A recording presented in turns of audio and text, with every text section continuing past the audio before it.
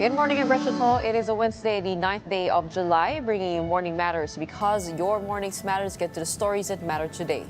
Classes in some areas of Metro Manila and nearby provinces, including Cavite and Laguna, are suspended today following the heavy rains brought by the Habagat, which caused flooding last night. Pag-asa is also monitoring a low-pressure area outside the Philippine Area of Responsibility.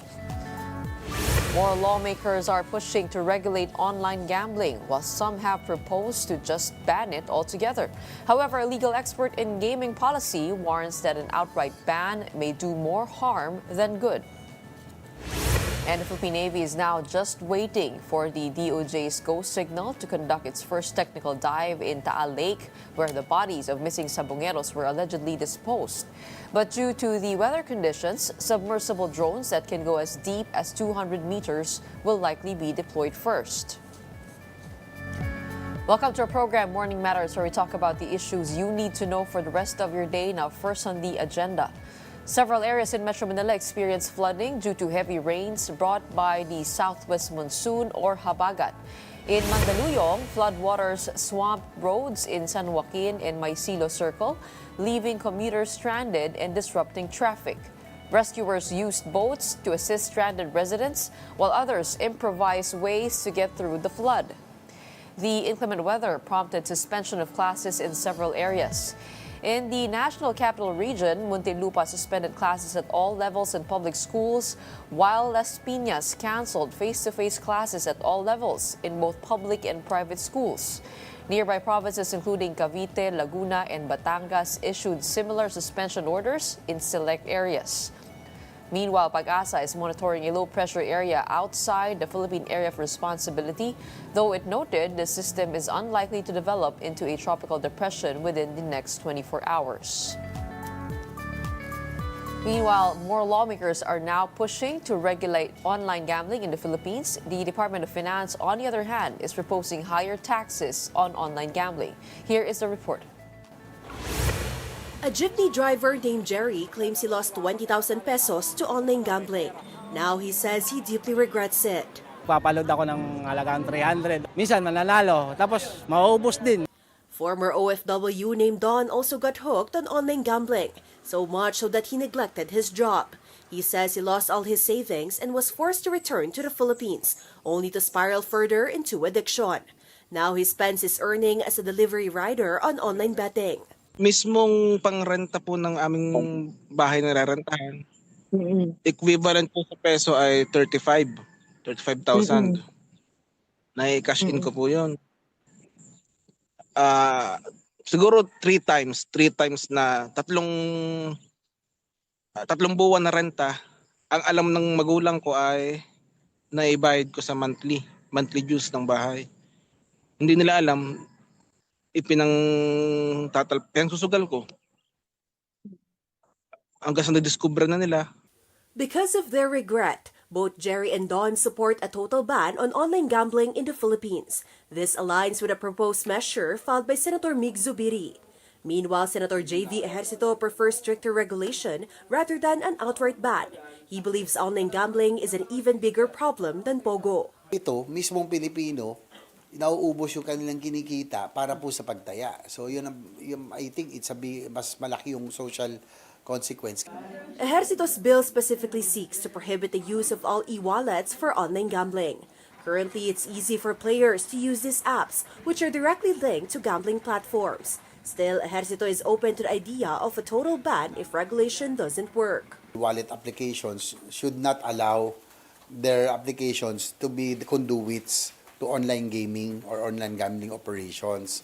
Baka makabawas, pero kung talagang hindi pa rin, then we have to resort to total ban.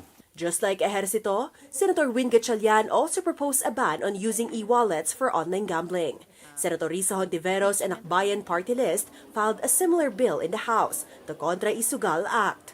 Their proposal includes age restrictions, with only individuals 21 years old and above may register and participate. In a message to News 5, GCash stated that the entire fintech industry is working together on a unified response to the issue. They reaffirmed their commitment to protecting consumers and promoting safe, inclusive, and responsible digital finance. At a palace briefing, Press Officer Claire Castro said the Department of Finance proposed taxing online gambling instead. Pag-aaralan po yan dahil baka sabihin naman nila, nako, ang freedom of expression na naman ang, sinasawata natin dyan. But Senator Zubiri pushed back, saying taxation isn't the solution. Bakit dito tayo nakatutok sa online gambling? Baon ng utang ang ating mga kababayan, yan po ang maling advokasya ng ating gobyerno. PAGCOR Chairman Alejandro Tenco opposed calls for a total ban on online gambling in the country, asserting that stricter regulations should be implemented instead. Tenco shared that PAGCOR is set to sign a memorandum of agreement with the Ad Standards Council to regulate outdoor billboards promoting online gambling platforms. He also emphasized the importance of the industry as a revenue source, citing PAGCOR's collection of around 50 billion pesos in licensing fees in 2024, with half allocated directly to social services. I had made my stand clear. PAGCOR is for the retention with the stricter regulations instead of total banning. In 2024, we were able to collect more or less 50 billion pesos. And 50% of that automatically goes to social services. That includes the Universal Healthcare Act, yung PhilHealth po. So, malaki po ang napupunta ron. May napupunta po sa Philippine Sports Commission. May napupunta po sa Dangerous Drug Board. May napupunta po niyan sa DOJ para po dun sa mga nakulong na hindi naman dapat nakulong. An outright ban on online gambling may do more harm than good. That is, according to a legal expert in gaming law and policy. That is Attorney Tonet Kyoge, founder of Arden Consult, an advisory and consulting firm specializing in regulatory guidance for businesses. And she is joining us today via Zoom to discuss this matter. Magandang umaga po sa inyo, Attorney. Hello, Gretchen. Good morning. Can you hear me? Just reading your paper on a legal perspective on online gambling in the Philippines. You put the disclaimer that you work with some of these gambling companies through complex PAGCOR application processes. Is that correct? Yes, that's correct, Gretchen. All right, it's good to... And I think working with them, and I hope people know that it's not that easy to get a PAGCOR license, because I think that's the perspective that people are seeing now. Na napakadaling kumuha ng lisensya, so anyone can just do it. But that's very, very far from the truth. Okay. I won't discuss if you're for a total ban or not, because you've already gone public with your push for stronger regulation instead. Instead, I wanted to dissect what you meant when you said that a smart regulation should be done in the online gambling industry in the Philippines. What do you mean by that? What do you mean by smart regulation? I think, well, first of all, I commend the efforts of our legislators. I know they are just doing their jobs, right? They see, I guess they hear these mga interviews, man on the streets, right? So they need to react. But I guess what I mean by smart regulation is really lawmaking, Gretchen, that's based on facts, data, and also lessons from other countries. Because let's be real, right? Like online gaming is not like drugs or guns that you can just confiscate. It's on the internet. So, I mean, is it even realistic for government to monitor every phone or every laptop? There are countries like China, Indonesia, Vietnam. Here, there are total bans, right? But the data shows that illegal sites, they just thrive. I'm not sure those who have traveled to these countries, paglaan mo pa lang ng plane, you already get messages from illegal gambling sites.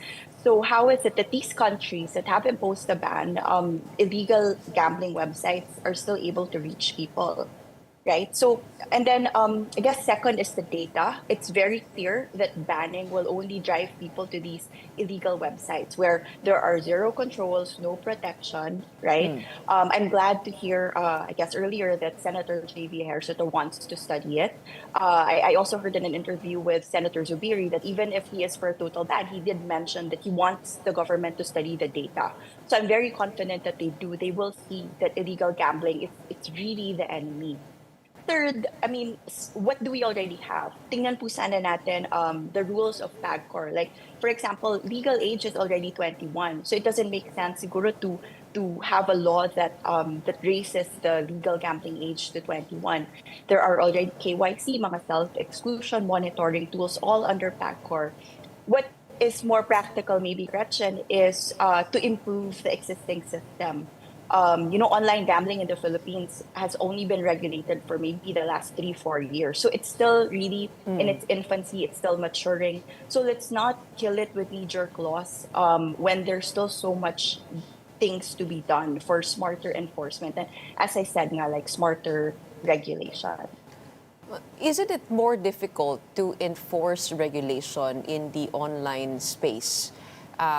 Given na sinabi po ninyo, no, meron naman tayong legal age for gambling, which is 21. But to be able to prove your age would be much more difficult, and to be able to catch kung sino man yung naglalaro, mas lalo pang mahirap, no? Isn't it also a good recommendation to make it harder for Filipinos to access these gambling platforms? What do you think about that part? Is that a reasonable ask for you from the public? I think the accessibility definitely is an issue if that is, I guess, the question that that is being posed right now to legislators. But the issue kasi, Gretchen, is if you make it too hard for people to access the legal sites, then what are they going to do? They're just going to go to the illegal sites. So I think the steps should be fight illegal gambling first. Make sure, like everyone who's gambling, right? Because the gambling is as you said, it's there, right? And I heard someone say it's a necessary evil.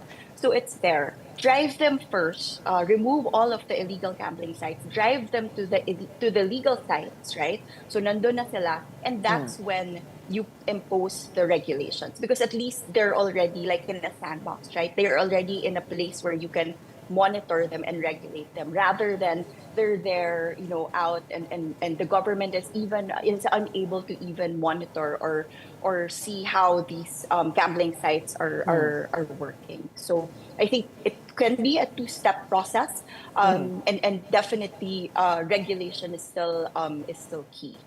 Okay. What is legal gambling? What does legal gambling look like, and what does an illegal gambling company? How do they act? I mean, for us, it's just the same, right? When we see a website, when we see ads, parang hindi talaga namin napapansin, or we don't even take the time. Some people think it's even a scam, but how do we discern if the website is legal or not? So, and it's a very good question, Gretchen, because legally, a legal online gambling website should have the PAGCOR logo. So PAGCOR is the only regulator for all online gambling. So dapat tingnan muna natin kung may PAGCOR logo, right? Although, I mean, because nga I work with some of these companies, they sometimes report, right, na they're being cloned, right? Even the PAGCOR logo is being used. So there is also, PAGCOR in its website has a list of the legal online gambling websites, right? There are also other red flags, Gretchen. Like, for example, the only payment method is crypto. They don't have terms and conditions. They don't have customer service. Like, you can't call anyone. So I think those are the red flags that you can also look at, right? Because again, these websites, sometimes they're not even gambling sites. They just take your money, right? And then they run away. These are the causes of mga suicides in Indonesia. So, and let me make it clear, if you're scammed on an illegal site, there's no more legal recourse. You can't go to PAGCOR. they're offshore. Most of them are untraceable. That's why it's so crucial to stick to the regulated platforms.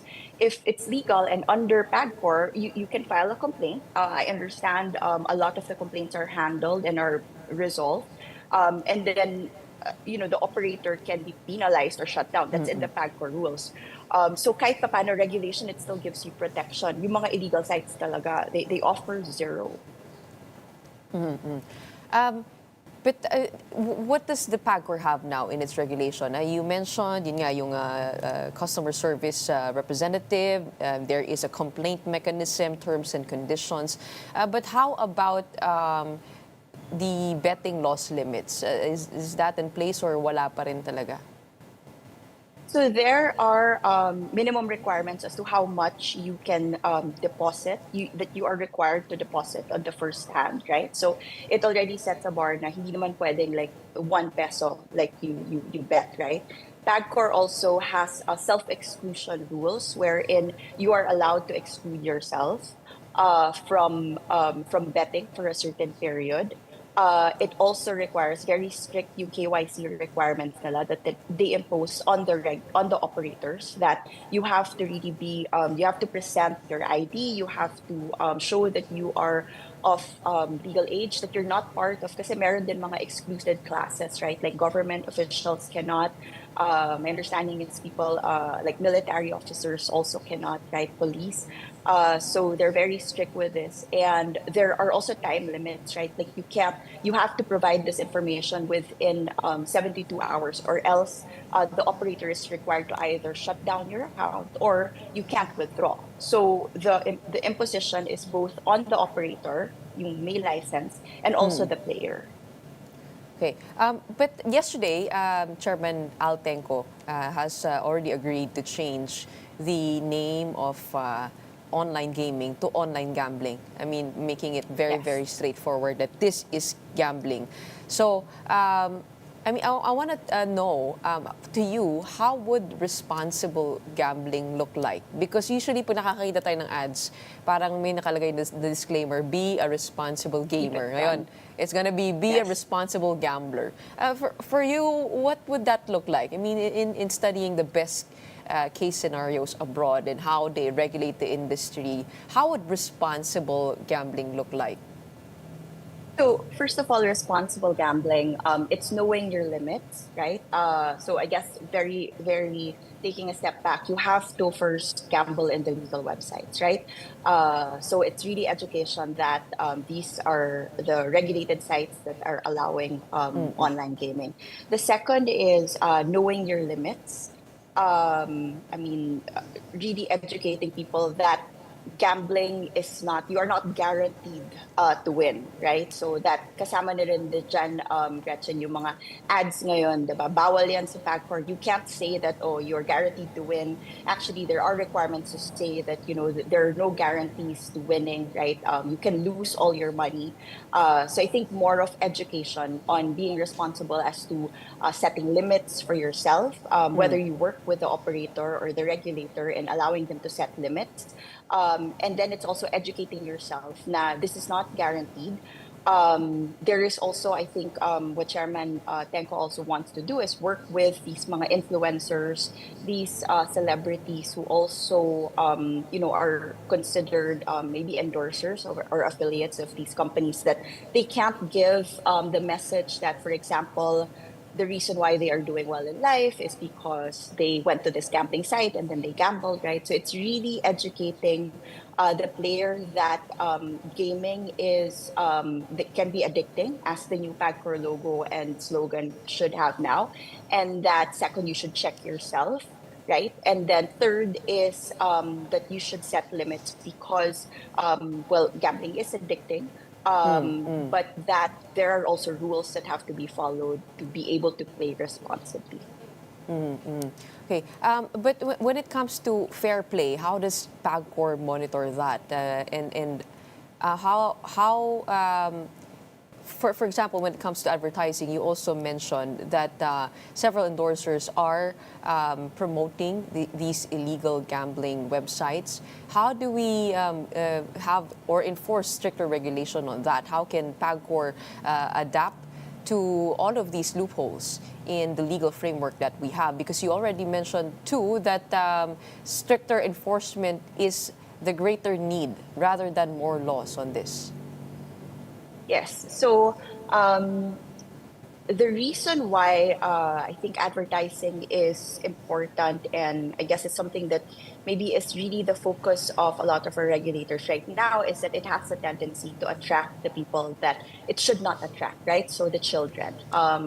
I think one of the criticisms is that all of these billboards, some of the commercials, some of the programs, they're the ones that are seen by the minors, right? So I think that is one of the things that Chairman Altenco would like to emphasize, right? Although PAGCOR kasi is also just the regulator of gaming, right? The reason why they are working with the Ad Council is because they are the ones that should, they are the ones that are really mandated to enforce and to provide for stricter rules on advertising. So the goal is to ensure that the advertising materials don't appeal to the people or the minors that they are not supposed to appeal to, right? Because even if, I guess there are studies, right? Even if they are not allowed to gamble, assuming that it's very strict, right? They cannot be able to gamble. You also don't want, I think, for them to have the idea that gambling is like gaming is like a like the way that they see games, right? That it's entertainment for them as a kid, because you don't want to, I guess, instill that in them. So that is one of the things that Chairman Tenko would like to emphasize. That's why we can expect, I think, stricter regulations when it comes to online gaming. And going back to what is already there are actually already rules. If you read the PAGCOR rules, there are very strict rules on marketing. I think what the Ad Council is going to do is just be very specific. Kasi, Gretchen, most of the rules on advertising is on land-based casinos, right? So, for example, like land-based casinos, they're not allowed to, if you notice their billboards, they don't show slot machines, they don't show the gaming places, right? Yung mga roulette, they don't show that. They only show the hotel and the other facilities, because that is actually in the rules. However, in online gaming, although it is alluded in the rules, hindi siya very specific.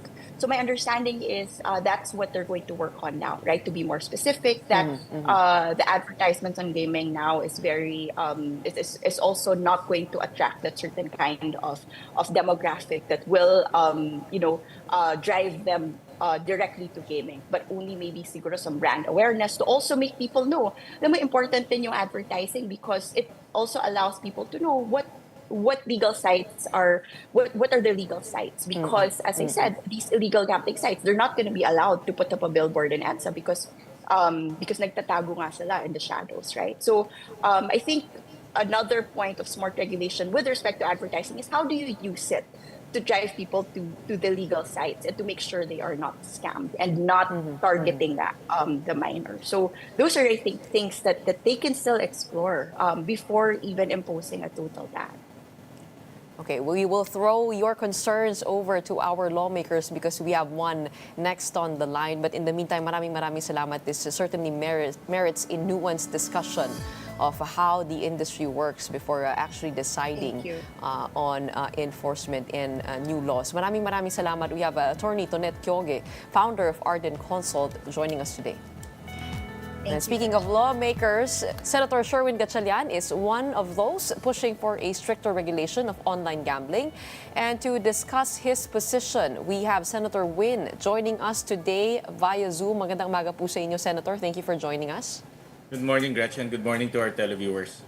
Okay, Senator Win, alam po natin na talagang masigabo ang diskusyon dito sa pagdating sa online gambling, and you are one of the lawmakers calling for stricter measures instead of a total ban. Have you changed your mind on this amid the debates? Well, we went through a thorough analysis and research, Gretchen, before we took the path of stricter regulation. Indeed, there are two ways of addressing this online gambling. One is to total ban it. Two is to enforce strict regulations through law. Right now, we have regulations. I heard Attorney Tonette mentioned about PAGCOR, there are regulations right now, but obviously the regulations are not working. Pumapalpak yung regulations. It's not being enforced strictly. Penalties are not being imposed. Therefore, these online gambling platforms are not following the rules or following the regulations. So what we went with is stricter regulations, because when we studied online gambling in other jurisdictions, it's very hard to block websites because they go underground. And when you have total ban of e-gaming or e-gambling in the country, our fear, our concern is they might go underground, and it's more difficult to regulate them if they go underground. In fact, they fly under the radar, and regulation will not be imposed anymore. And it will be a cat and mouse game from then on. It will be very difficult for us to monitor how many are offering gambling platforms, how many are going into gambling. It becomes a very unwieldy situation. An addictive cycle. Correct. So it's better for these companies, if they don't want to be imposed penalties or even put in jail in our bill, they would come out in the open and make themselves or allow themselves to be regulated, meaning they go legal. But of course, when you go legal, there are certain rules that you have to follow. And but that the point there is that they're now within the radar of the government, as opposed to going underground. It's very difficult if you follow other gambling other gambling forms. For example, hueteng. When we tried to ban hueteng, it just went underground. And what happened is it's still operating. It proliferated in some areas, and it became unwieldy. And corruption actually was the next event, because enforcers were being corrupted so that they will close their eyes and allow hueteng to flourish. So we don't want that to happen with online gambling. Senator, kung matatandaan po natin yung usapan ng online gambling, nagsimula po yan dahil pagkatapos nung Pogo ban, yung iba sinasabi nagpunta dito sa online gambling or sa IGLs.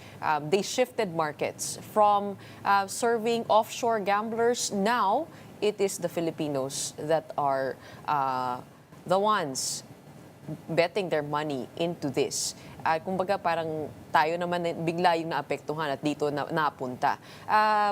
Senator Zubiri says that taxing them would not be the answer for the social ills that it will cause our kababayans, at kumikita lang tayo sa panggigipit at paghihirap ng ating mga mamamayan. In short, he's calling out for the government not to profit off moral decay. What would you say to that? Well, the first issue about Pogos, that's hindi totoo yan, that Pogos went into online gambling. That's there's no, at least based on our information, there's no information that Pogos went to online or domestic online gambling. Pogos are totally different. Their business model is totally different from domestic online gambling. We have to differentiate yung domestic online gambling and Pogos, because Pogos get their bets outside of the Philippines. And based on our investigation last time, mostly are owned by foreign individuals or foreign criminal syndicates in this matter. Kaya na-banned ang Pogo, because they were being operated by criminal syndicates, not businessmen, but criminal syndicates. And they morphed into scamming activities. Now, Pigos or maraming names. So may Pigo, may e-game, may online gambling. All of these are owned by domestic companies and local individuals. Hence, they have to be under the regulation of PAGCOR. And these companies, some of them are even publicly listed. So in other words, they are open for public investment. But the problem here is regulation. PAGCOR is not effectively regulating these online gambling platforms. And at the same time, these online gambling platforms are not also regulating themselves. Because part of regulation is self-regulation, meaning you impose certain moral standards to your operation so that society will be ensured that morality is maintained at all times. But hindi ganun nangyayari. In fact, tinry namin to open an account in one of the platforms. It just asks you, are you above 18 years old? And when you press yes, kaagad you can gamble as low as with 20 pesos. So that's not self-regulation. That's not regulation at all. So in our bill, we impose very strict regulation. They have to use technology to determine whether the account opener is below 18 or above 18. They will have to cross-check the identification of that individual and so on. So that's regulation. That's what we want, to impose strict regulation. Of course, alam po natin no, na maraming anggulo dito sa stronger regulation. Meron po, yun nga po yung nabanggit po ninyo when it comes to authentication of their identity. But sa kabuuan po, ano po yung mga proposal dun po sa bill po ninyo to have a stricter regulation? The basic components, Gretchen, number one, we will increase the age from 18 to 21. Because at 21 years old, within 18 to 21, you're still in college. So meaning, most likely you're still getting allowance from your parents, and we don't want the allowance to go into online gambling.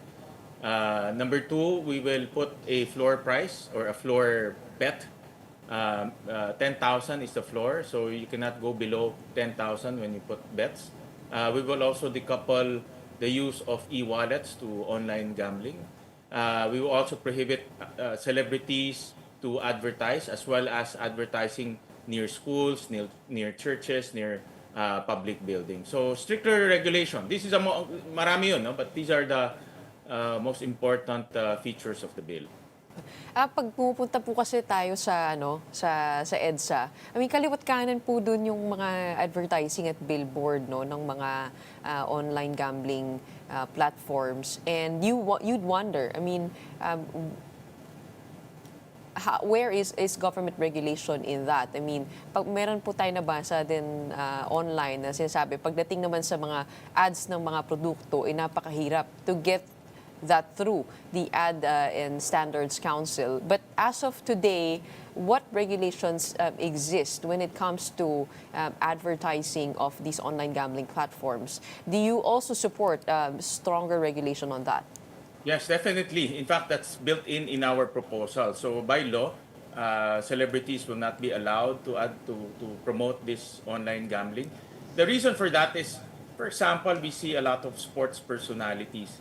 These sports personalities are idols of the youth, no? Idols of senior high school students, idol of young people, and we don't want the young people to be enticed to go into online gambling.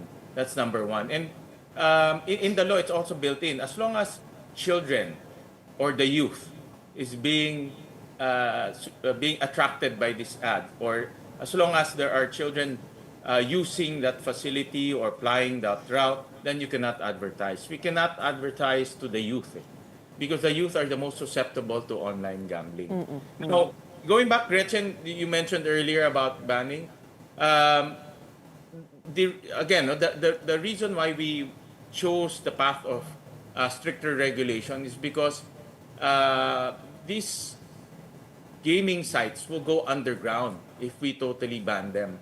And we studied in other jurisdictions, and that's what happened. So when they go underground, or when they go under the regulation of PAGOR, it's more difficult to catch them. It's more difficult to close them down because they can close them down now, and then they'll open with another website tomorrow using the same machinery, the same hardware, and it's going to be like that all the time.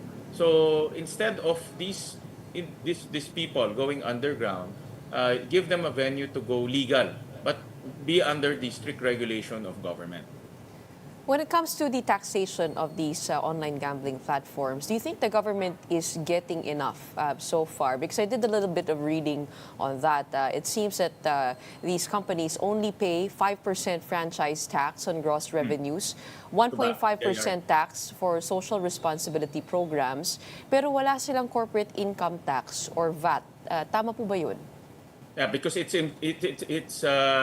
already subsumed under the franchise tax and the regulatory fees. Um, the online gambling now is the biggest earner of PAGCOR. Out of the 90 billion, almost 100 billion peso earnings of PAGCOR, 50 billion goes to online gaming. It surpassed the brick and mortar casinos. When I say brick and mortar, these are the ones you see in Ross Boulevard, for example, Soler, City of Dreams. These companies built facilities, rooms, convention halls, and a casino. There are hard investments to that.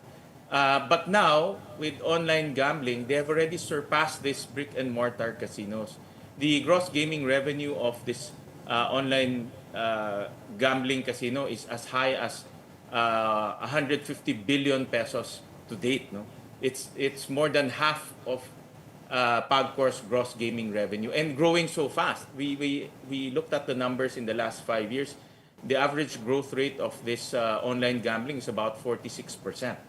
So in a uncertain economy right now, 46% is really a miraculous growth in terms of business. No, so that's why you see a lot of these publicly listed companies share price going off the roof because the growth of these businesses are tremendous, but at the expense of our society. With weak regulations, you have the youth, high school students going into these gambling platforms. In fact, what prompted me to look deeper into this are the schools. Being the chairman of the Basic Education Committee, a lot of these principals, school owners sought my attention, and we analyzed the situation. That's why we came up with this stricter regulation. Are you going to propose for revised taxation, and by how much? There is room with the earnings that we are seeing right now. Imagine 50 billion pesos out of the 100 billion peso earnings of PAGCOR. We feel that there is room to impose taxes. Maybe slightly higher, I think. We have to study the combination because part of it goes to BIR. I think that part can be increased substantially. The regulatory fees can also be increased substantially. In our proposal, actually, some of the fees will go to recovery or gambling recovery programs. When this came out in social media, a lot of people reach out to me, and the problems with people who want to recover from gambling is it's very expensive to go into these programs. So we earmark a portion of the earnings of PAGCORs to gambling recovery programs, not only for e-gambling but for all forms of gambling. Actually, mahaba-haba pa po yung usapan na pagdating dito sa online gambling. But we don't have a lot of time today. But we will wait for that discussion over in the Senate. In the meantime, maraming salamat po, Senator Win Gatchalian, for weighing in on with us in this online gambling debate. Thank you, Gretchen. Maraming salamat.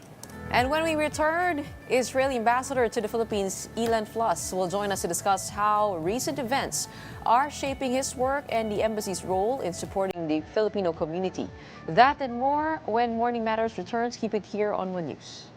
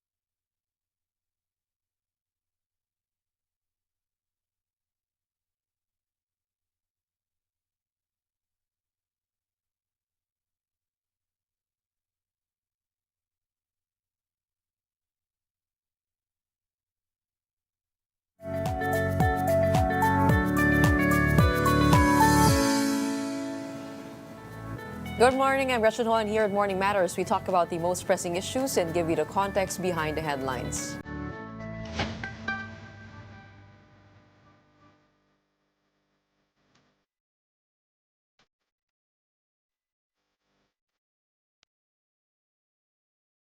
Twenty-five more overseas Filipino workers arrived safely at Ninoy Aquino International Airport after availing of the government's voluntary repatriation program from Israel. They were welcomed by Migrant Worker Secretary Hans Kakdak, who said President Marcos had offered immediate reintegration support. The OFWs received financial aid from the DMW, OWA, and DSWD, along with TESDA training vouchers and medical checkups from the DOH and MIAA. Now, this group is the 39th batch repatriated from Israel, bringing the total to 1,405 Filipino workers sent home since the conflict escalated in October of 2023. U.S. President Donald Trump and Israeli Prime Minister Benjamin Netanyahu met at the White House. Now, they talked for several hours while Israeli officials continued indirect negotiations with Hamas to secure a U.S.-brokered Gaza ceasefire. Netanyahu said the U.S. and Israel were working with other countries who would give Palestinians a better future. Trump, who initially demurred to Netanyahu when asked about the relocating of Palestinians, said the countries around Israel were helping out. The meeting was Trump's third face-to-face encounter with Netanyahu since returning to office in January. And joining us now, we have Ambassador Ilan Flus, Israel's top diplomat to the Philippines. He is here with us to talk about how recent events are shaping his work and the embassy's role in supporting the Filipino community. Welcome to Morning Matters. Morning, Gretchen. Thank you very much for having me with you. Well, as we know, Prime Minister Netanyahu is in Washington this week, and he just had a meeting with Donald Trump. What do we know from that meeting so far, and what were they there to flesh out? Well, of course, we don't know the entire details. They just finished the second meeting of this visit. Of course, a meeting between President Trump and Prime Minister Netanyahu is very important, and mostly dealing on the Gaza issue. How can we end this conflict, which I think everybody wants to see an end, but we need to understand how it will end. And maybe there are discussions on beyond the Gaza and the Hamas issue. I think from the Israeli point of view, one of the most important points there is getting home the 50 hostages who are still held in captivity in Gaza. We know only 20 are alive, 30 were murdered. How to bring them home now? And there are still even families of the hostages who are there in Washington in order to continue with the pressure on both sides. Of course, it has been 2 years since that conflict started, which began on October 7 in the attack of Hamas on Israeli citizens. And now the discussion is at the point where both leaders of U.S. and Israel are proposing the idea of relocating the Palestinian people from Gaza. And there are concerns that the Palestinians might be displaced from their hometown, from their homeland. What would you say to that? I mean, there are doubts, there have been doubts over Israel's intentions in the Gaza Strip. Will the Palestinians be able to come back amidst this proposal? I think this question was also asked at the end of the previous meeting between Netanyahu and Trump. And the answer, at least from Prime Minister Netanyahu, was there's no plan to force people out of Gaza. If people would like to immigrate, we'll be trying to assist them in identifying countries that will be willing to receive them. But certainly there are no discussions and plans on forcing Palestinians to move out of Gaza. This is not the plan. It's not something. It will be only on a voluntary basis. If people are interested, to change the course of their life and to move to a better place. And how do you envision this conflict to end? I mean, it has been a long 2 years already. I'm sure it is quite tiring. There's a heavy toll, I think, on both sides. Of course, we have, Israeli soldiers are being killed. in Gaza. We had the 1,200 people who were murdered by Hamas in October 7, 2023, 642 days since today, and we have still the hostages. So I think there are two basic important things from the Israeli point of view that have to be addressed. And number one is the return of the hostages. And of course, number two is to make sure that Hamas cannot attack Israel again and cannot build again Gaza, which is a base for terrorism, for attacking Israel. And there was a missile which was launched against Israel from Gaza just 2 nights ago. So this is from one side. On the other hand, of course, how do you make sure that civilians, people that are not involved, will be able to build their own life and to thrive, to develop? The important thing, I think, for both sides is to find a solution how Hamas will not be able to continue to build, to control Gaza. If we find an alternative, which will be an alternative which accepts the existence of Israel and some kind of a status quo and coexistence, this will be the way forward. Of course, the question is who will do it, who will run Gaza. These are a lot of questions that have to be negotiated, and we're not there yet. So a two-state solution is possible? You know, to describe now one state, two state, or what kind of status the Palestinian side will have, how it will look, this is not something that we know. There was the Oslo process where we started working towards a Palestinian state, Palestinian authority, then Palestinian state.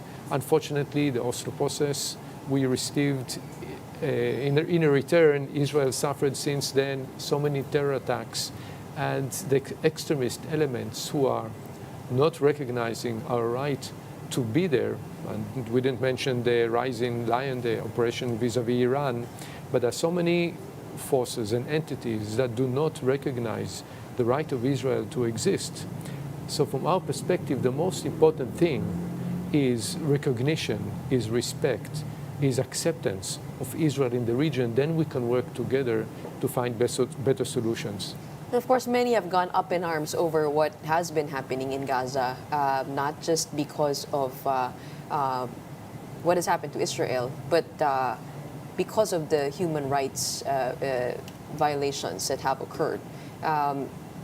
There are reports on the ground that say that aid has been hampered, that Israeli soldiers have been firing into aid seekers in the specific location sites. I mean, why just not leave those areas? It will leave the civilians to have access to all of these resources, and also questions on the proportionality of the response of Israel. You mentioned 1,200 Israelis were killed in October 7, yes. But as of today, 55,000 have been killed in Gaza. Yes. Well, you're asking very tough questions, but good questions. And I would say, number one, it's important to check the reports that you receive and to make sure that they're accurate. Humanitarian assistance is coming into Gaza. There's a new organization which delivers direct to the people in Gaza food and different assistance. More than 50 million meals entered into Gaza through this GHF, the new organization, directed to the people, not via Hamas.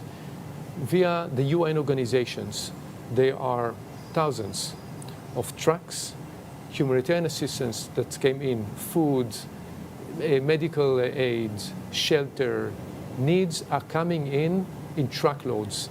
Hundreds and thousands of them are coming in. The problem is not if they're coming in or not. The problem is that the Hamas is taking over violently, forcefully, taking over this humanitarian aid, and they're doing with it, building again Hamas, and making sure that they're still powerful and controlling Gaza. So the issue is not if Israel is assisting this humanitarian assistance to come in, it is what happens when it comes in, and how efficient are the international organizations in making sure that the people who are living in Gaza are receiving this aid. So this is, I think, very, very important to recognize this. Secondly, IDF has clear instructions not to shoot, and these reports are false. IDF shoots people who are threatening the IDF soldiers or Israel. Otherwise, they do not shoot. When they are threatened, they have to respond to protect themselves. Number three, regarding the numbers, the proportionality issue, it's a complicated legal matter. It's not about how many people were died here and how many people died there. We're not comparing, and we do not want to compare. The moment that terrorists are operating from within a civilian facility, such as, and we have seen, and there's so much evidence from hospitals, from mosques, from schools, they are operating from there. Israel attacks. And as you have seen, also in Iran, our attacks are precise. And we even give early warnings before we attack in order to minimize civilian casualties. And this is coming in compromising the effectiveness of this attack and, of course, putting our own people at risk. But we are a responsible country and we want to minimize civilian casualties. This is the IDF because we are working according to international law. Who are we fighting?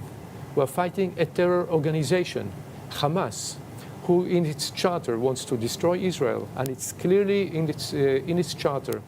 They are violating all international law that you can look at. These are terrorists. Now, if we take updates and information coming from a terror organization, or do you look at the information that Israel, as a responsible democratic country, gives to the international community, but our government also reports to our own people, to Israel, because we care about international law, we care about the values of the IDF and the State of Israel. I want to shift the conversation over to what's happening in Iran. There are concerns, of course, over its uranium enrichment. Technically, under the Nuclear Proliferation Treaty, it is allowed to enrich nuclear for peaceful purposes, like for nuclear power or for medical purposes. What would happen if Iran begins enriching its nuclear sites or uranium again? Will the airstrikes continue? Well, we gave very clear goals to this operation. Iran was violating its responsibilities to the Non-Proliferation Treaty. Also, according to reports of the International Atomic Energy Agency, the IAEA, it was in clear violation. And the reports are, there's no doubt about it. What exactly did it violate? It did not allow inspectors to go into different sites. It has enriched beyond the level that you need to enrich for energy or for civil use. 60% enrichment of uranium is not something that you use, generally speaking, for civilian program. 60% is very close to the 90%. It is very easy to go up from 60 to 90%. 60% is mostly for military use.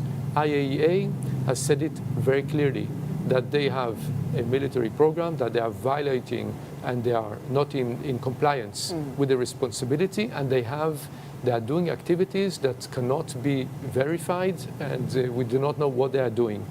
We have all the intelligence which we shared about the military nuclear program. It is not a civilian nuclear program.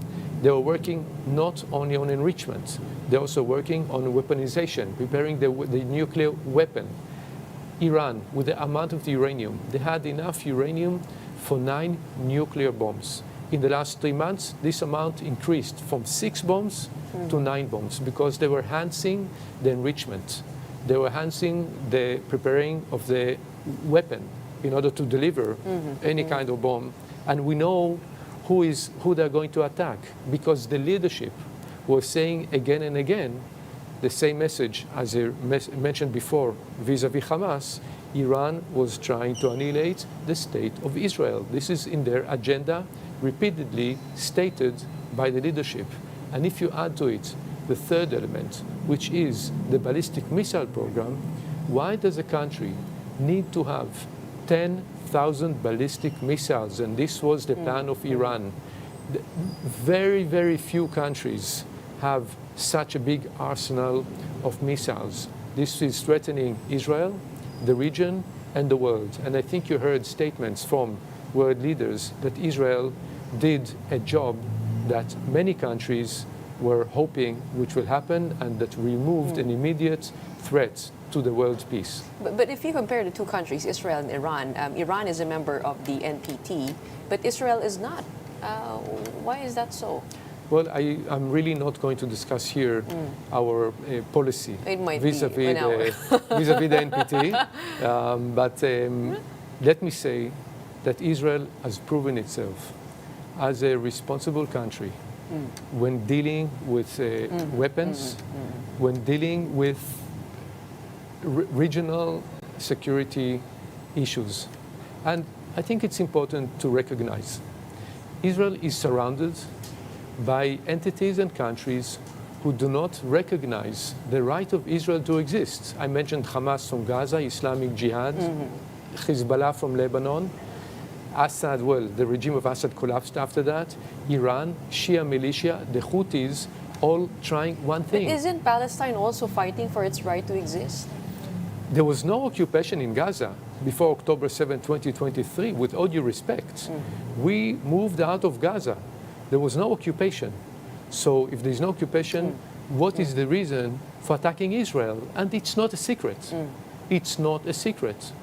So occupation is not the issue. When we pulled out of Gaza, there was a lot of internal criticism that we're allowing the people in Gaza, the leadership in Gaza, prepare Gaza in order to attack Israel. Unfortunately, those predictions, which were not accepted by the government. The government decided to pull out. But unfortunately, these predictions became true. So it's not an issue of occupation. Israel, since 1948, is not recognized. Our War of Independence, the day after the declaration of the independence of Israel, our countries, our surrounding neighbors, declared war in order to try to eliminate this young country of 600,000 people. Luckily enough, we survived. We won the war. And the Philippines is actually one of those who voted Correct. in favor of the establishment of an independent state for Israel back in the 1947. Yes, correct. And you have been here for the past 4 years. Correct. I wanted to talk about your experience here and the good things that you've done. A lot of initiatives towards agriculture and technology. In your 4-year stay here, what would be your major accomplishments, do you think? So, I'm a Balikbayan diplomat, so the Balikbayan ambassador, because I was here 3 years in the 90s and now 4 years, so altogether 7 years. And there's a special place for the Philippines in my heart. I think also many Israelis, I know many Israelis love the Philippines. You mentioned earlier the OFWs in Israel. There's a very special bond between the peoples and between the countries. For me, when I came here as an ambassador and now returned 4 years ago, I had a vision. My vision was, and I followed this vision from beginning almost to the end, I can talk about it, was building bridges of innovation and technology between our two countries, because Israel is a global hub of innovation. Israeli technologies are making good around the world. I mean, you mean the cherry tomato, irrigation, stent for your heart, Waze, Viber, so many technologies. Every smartphone has Israeli components. So we are developing a lot of technologies. I believe that very relevant to the development of the Philippines. The main issue I discussed with President Marcos was the issue of agricultural productivity and food security. So in order to do that, we took two lines of action. From one side, working with government, and currently now we're hosting 700 interns in agriculture in Israel. Even during the war, not one of them returned back to the Philippines. They felt safe, by the way. So 700 are now in Israel. Except for working with government, we're also working with private sector. And that led to a very nice partnership between one of the big groups here, the Metro Pacific Group, with an Israeli agro company. And the biggest, for me, the biggest success, I think, is this partnership, which now is producing, I think, the best vegetables in this area. The biggest greenhouse project, 3.5 hectares, amazing produce, lettuce. And that exactly addresses the issue of food security. So I'm working as a diplomat, also as a matchmaker, an introducer. And there are also other companies who are doing now here even irrigation for rice fields. And rice, of course, is a staple, very important to have more rice, reduce the costs. So I think we're doing private sector and government. And I do see in these 4 years how we were able to create new bridges between Israel and the Philippines. And let me just, one small anecdote. During the war or the operation with Iran, Israel was under barrage attack of missiles. We had a team of Israeli doctors here working in Rizal Hospital in Pasig in introducing a women's health center which gives all services for women. So they were here working with the Philippine counterparts, and it's a partnership also with the Department of Health. At the same time, they were watching the apps on the phone on what is happening to the families in Israel that had to go into the shelter, into the safe room, so making sure the families are safe. And they were busy working here with the counterparts, continuing the important work of working with the counterparts in sharing our best practices in different areas in health. We do hope for more news like that to make the headlines on growth, progress instead of war and conflict. Absolutely. Right? I think we share the same boat on that. But you're ending your tenure here by the end of the month. What is your most memorable experience of the Philippines? Just to round it off. There are so many, but I'll just say one word. It's very complicated. When the war started, after the Hamas attack on Israel, for one side, we are in a war. We have to explain our positions to tackle complicated issues, but how do we continue at the same time promoting the important agenda and the important collaborations between the two partnerships? And working in this fine line is not so simple, but it was very important for me to have continuation and at the same time also dealing with those sensitive issues. On a personal level, I would say that one of the most memorable events here was when I climbed Mount Pulag, and I was so lucky. Because the ambassador is an athlete. And we ran together, but really seeing the Sea of Clouds, which is very famous, almost 3,000 meters high. The scenery is beautiful, and really you see, it's not, we know about the Philippine Islands, but there's so many more things to see in the Philippines, and it was beautiful. That's, I think, on the personal level. Of course, professionally, I was lucky to be able to host here the Israeli Minister of Foreign Affairs in June 2023, and the visit expressed so much of the commonalities, of the friendship, especially meeting Secretary Manalo, of course, President Marcos.